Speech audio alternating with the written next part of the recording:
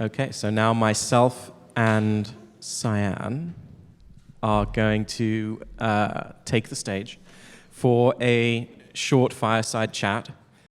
So I'm your host, but Cyan is actually the person who virtually introduced me to this concept of virtual beings, and thought through, before we'd met, the kind of connections and interplays that have inspired me. So I'd love you first just to tell us a little bit about yourself, and then we can dive into virtual beings. Sure. Yeah, I hate talking about myself, just so you know. I'm an investor. I invest my own money. I'm an angel investor as well as a venture capitalist. I work for Founders Fund.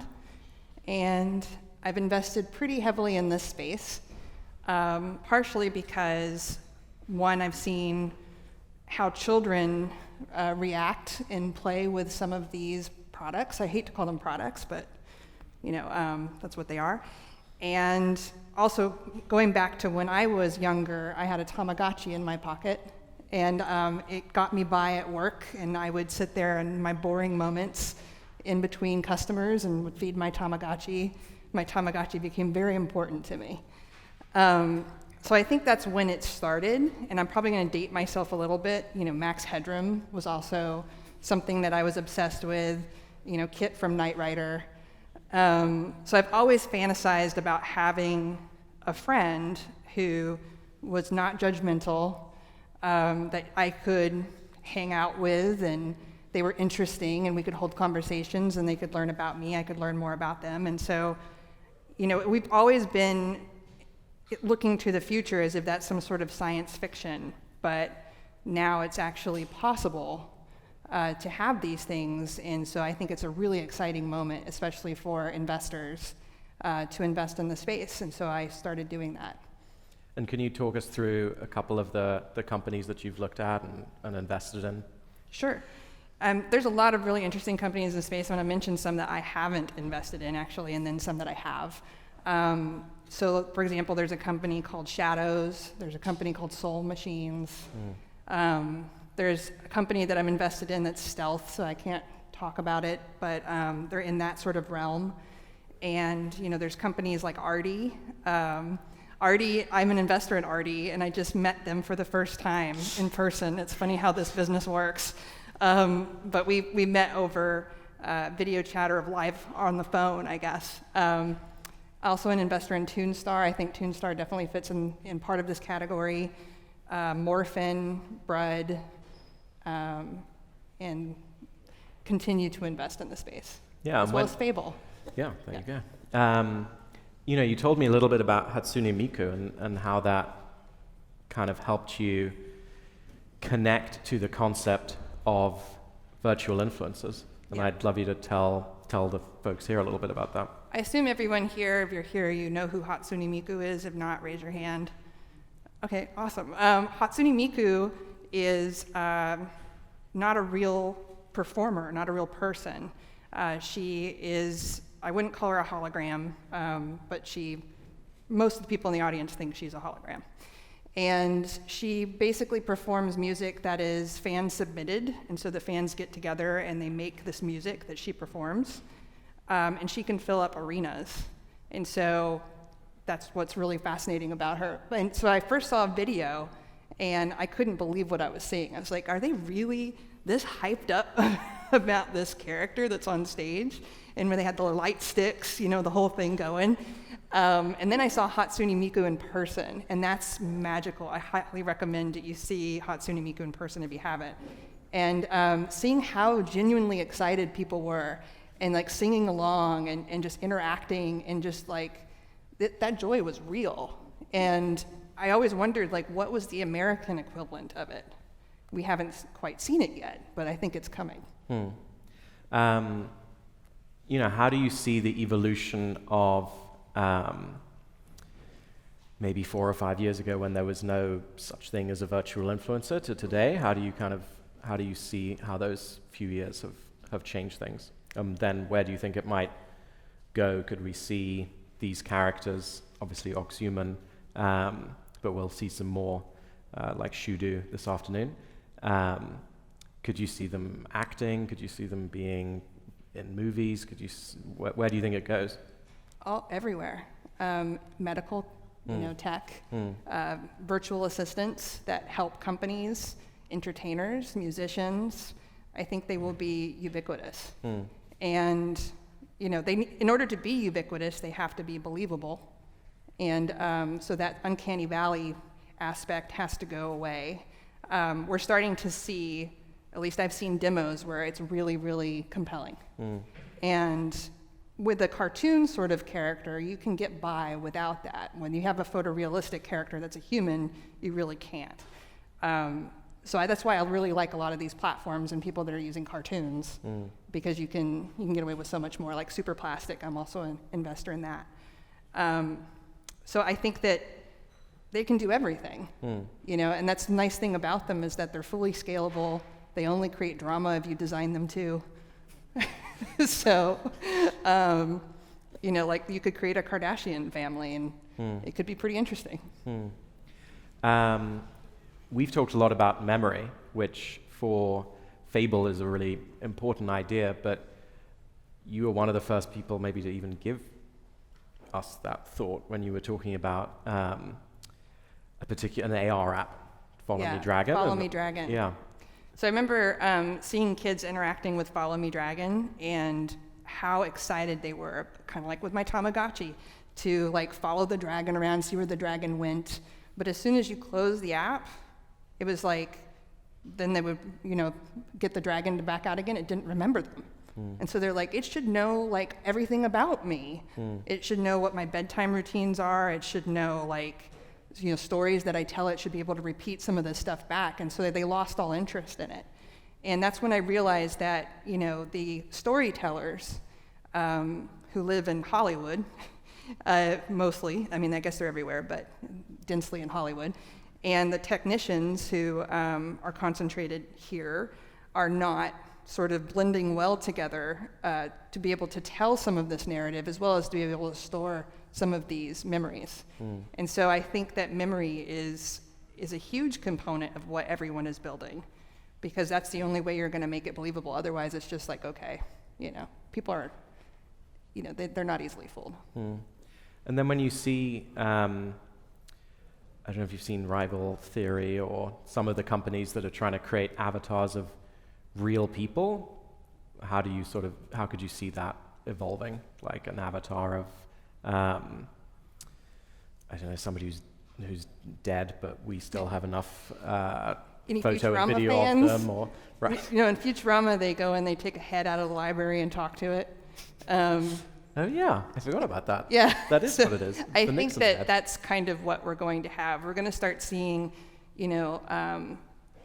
family estates for famous people saying, yes, I want to bring Prince back, or David Bowie, or Stan Lee, or whoever. And that's going to be really exciting because there is enough video footage and audio footage or audio of them to be able to recreate, how they sounded, what they looked like, how they moved, and then, a corpus of what they might have said. And what better is to be able to train these things ahead of time so that in the sad event that you pass, then you can live on through this avatar. Yeah, no, I've there's one group that I'm super excited about bringing to the next virtual summit that's working on exactly that, a bot for family members, so that it's not about fame, it's more about connecting with those that we've lost. I mean, it would be incredible if I could talk to my grandmother again. And if my grandmother left messages for me that were just intended for me, including like jokes and things like that. So if I say a certain word, it triggers something very special that's just for me. I think that would be incredible. Some people find a lot of this creepy. When I first started investing in the space, people thought I was absolutely insane. And now it's starting to become, and I know there's other investors here who probably, looking around the room, also thought they were insane. But I think that this is the future that we're going to live in, and it's not so far off. Yeah. when you think about your kids interacting with virtual beings, is that, or even following influencers that are virtual beings, how have you seen that worry other people, and how does that affect you, or how do you think about it? Gotta think of the kids. Yeah, I think that, obviously I think parents need to be aware of what dangers exist out there and to be able to help their children navigate these dangers, from things like online trolls to deep fakes, to whether or not an influencer is quote unquote real or not. But I think that, that's more of a parental family's job. And I think that, and obviously if you're a designer of these things, you should be responsible about the types of content and what you're telling kids. And I think there are COPPA laws for these various things. But I think that, obviously I'm fine with it. I think it's it's interesting. And I think, that's the world that they're going to inherit, so they may as well know how to use it. Yeah. Well, I'm going to ask you one more question, and then I'm not sure if Fergal is listening, but it would be great to have a mic so we can take one or two questions from the audience. And it will only be one or two, unfortunately, because we're going to keep going. But, going beyond parental, what are your thoughts on privacy? Once you start to connect the assistant to a face that we might care about, that throws up interesting factors because we'd want to communicate a lot with that character. They'd probably be in our homes already. How do you think about privacy for adults, not for kids, but for you and me, or for all of us? I'll tell a little story about my grandfather. So my grandfather once told me that there was no future for me in this field as a career. And he held and maintained this for a long time. So when I would go visit him, he had all these little cutouts of newspapers of honorable jobs I could have in nursing and teaching. And eventually he called me and he said, I think there's something to this internet thing, because the phone numbers have disappeared and there's nothing but URLs on television. And I better get with the program. We are constantly facing this, and privacy, I hate to say this because I'm a huge privacy advocate, but privacy, unfortunately, is dead. It's an illusion. And I do think that, again, it goes down to the platforms, the developers to, keep in mind how important privacy is and to develop it, and for consumers to become more savvy about what they're giving information to. I know that there's this app that makes you look old, Face app. Yes. I think. I tried it once and I was like, I need lots of moisturizer. I'm never going to ever use this again.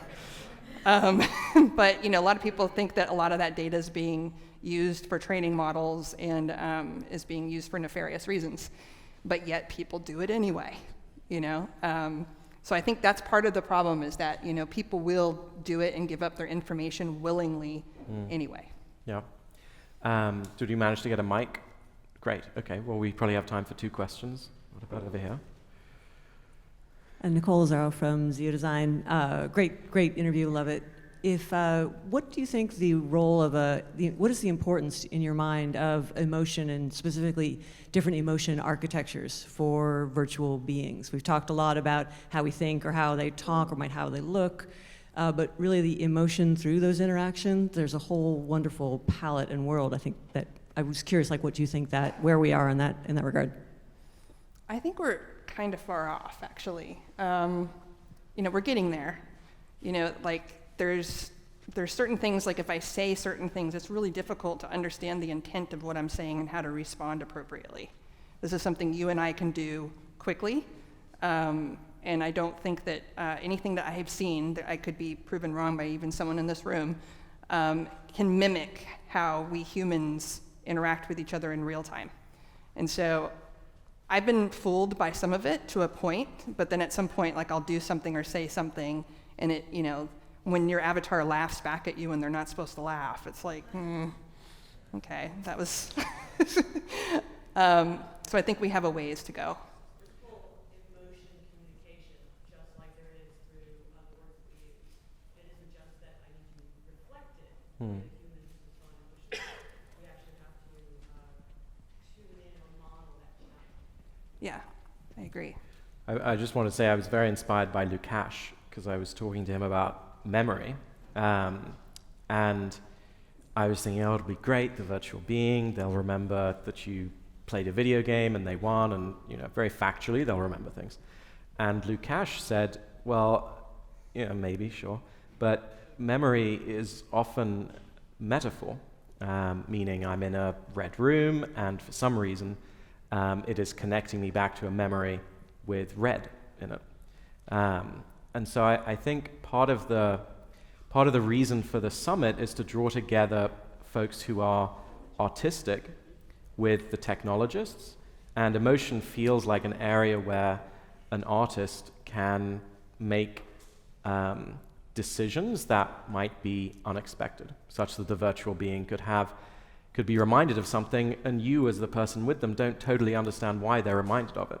That's a lot more realistic than if they always had a very clear explanation for everything. So I think an artist's touch for the unpredictability of people, a computer can't quite do that, but I think an artist can.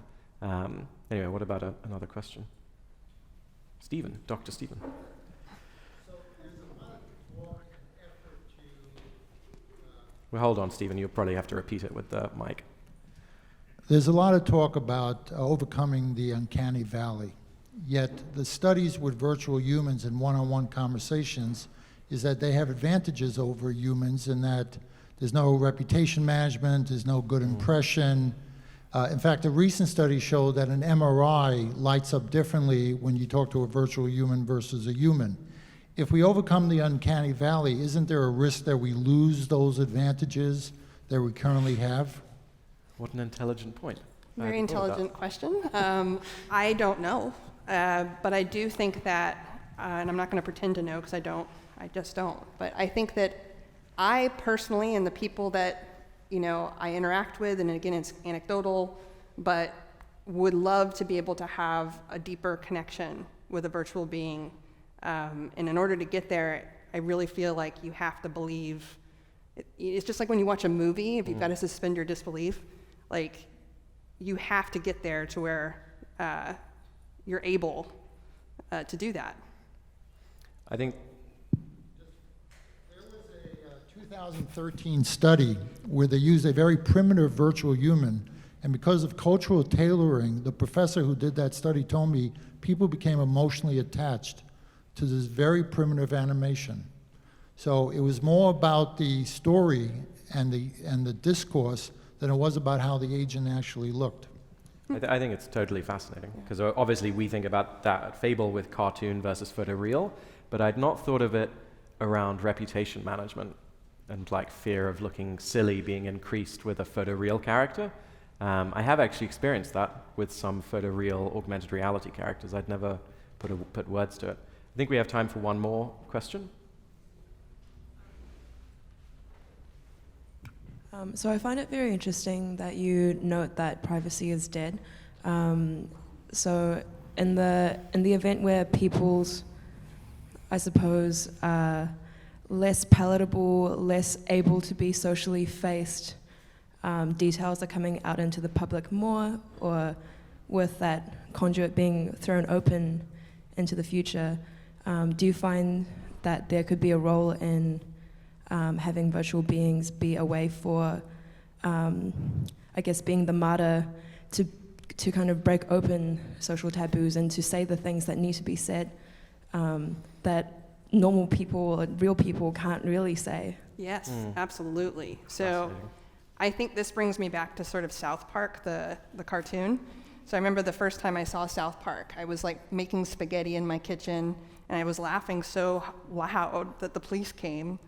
And they were like, "What's going on?" And I'm like, "I'm just watching these weird Charlie Brown characters cursing away. I just couldn't stop laughing, sorry." South Park demonstrated that they could push the boundaries of what was allowable through speech. And people loved it, and they loved connecting to these characters. And so you're seeing this also with, like, going back to emotional relationships. Like, there's a guy who married Hatsune Miku and had a whole ceremony and everything. I don't know if she consented, but it was a thing. And so, like, I do think that, you know, there's definitely something to that I'm actually really excited about. It's the same thing that anonymity can kind of give you. That, you know, being able to experience that would be very cool. Yeah. All right. Exactly. No more time left. Yeah, you run this thing like the Oscars. I know. Well, that's why I got the music to come up and, you know, Thank you drown very out much, our everyone. sounds.